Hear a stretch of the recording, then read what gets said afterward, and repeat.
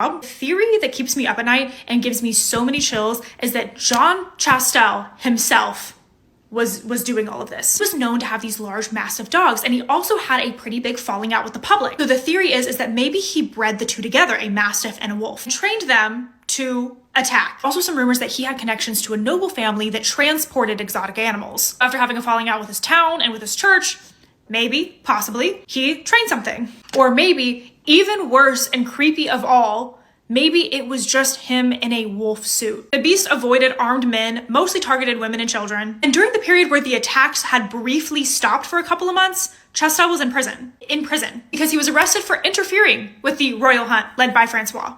His motive was probably just elevating his status in the community. Also, many of the victims were headless, which is just an odd thing for an animal to do. No telling exactly what happened at this point from something that happened back in the 1700s. I think that there's something very suspicious about him. So maybe he had a direct hand in the creation or the release of this said beast. Maybe he was the beast himself. Maybe he was just a very lucky hunter that finally took down the beast. And I'm just not giving him his due credit. I don't know if you actually believe in werewolves though, because I really, really, really want to find a very convincing story, and I'm struggling to.